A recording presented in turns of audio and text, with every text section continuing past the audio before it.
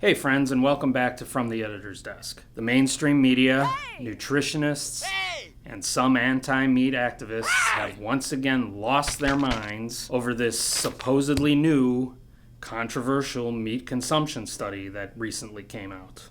I've got a friend named Frank. Hello. Frank's a good guy. Hi, Frank. I hadn't talked to Frank in a while. Frank used to always say, on a scale of best blank ever to worst blank ever, with nothing in between, rank X. Now, little did I know Frank was such a societal prognosticator. This was about 10 years ago that Frank used to say these things. And here we are today in a world of best ever or worst ever with nothing in between. Most recently in our industry, we got the latest picture of that kind of thinking that has really taken over communications and society in general. And it's really frustrating. A new study on the consumption of red meat and its health effects on the human population was recently released. It doesn't really matter that much who did the study or what. You guys can find that out. It's been all over the news. My point of bringing it up is the reaction to this has been mind-boggling. The headlines have talked all about how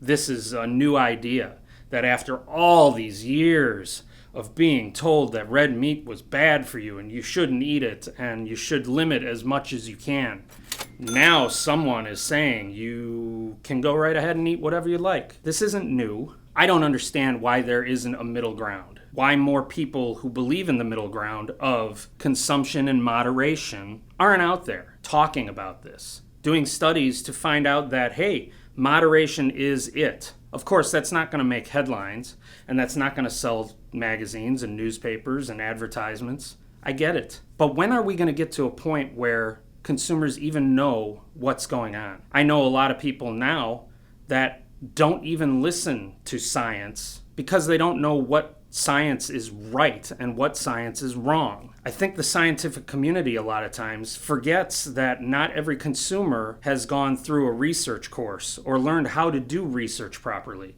especially in today's world. Growing up, we didn't have the internet, of course, and many of you probably didn't either. We had to do our research in encyclopedias and at the library and things like that. That doesn't mean that everything we picked up at the library was true or factual. I remember reading a book that blamed chocolate candy for the common cold. Seemed logical when I read it, but that doesn't mean it was right. Today, however, the internet allows so many voices to say such extreme things, like my buddy Frank said, best ever or worst ever, with no real guidance or clear guidance as to where that conclusion derived from. So I know I've told you many times to get out there and share your message. I still say that today, and I appreciate those who are doing it in very innovative ways, engaging consumers, not just passively but aggressively, going out, meeting with consumers, sampling product, hosting media days to bring consumer media in the door and show them the process step by step and allay any fears or concerns they might have over what goes on behind the doors of a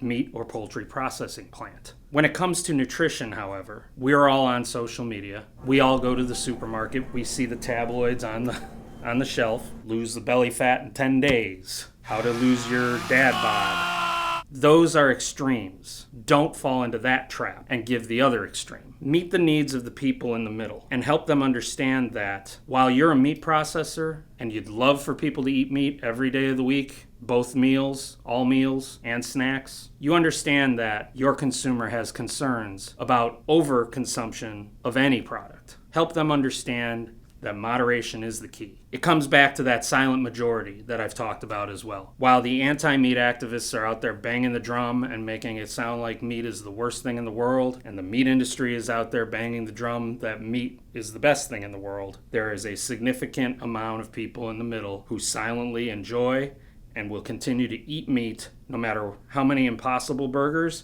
or how many chicken nuggets are produced in any given year.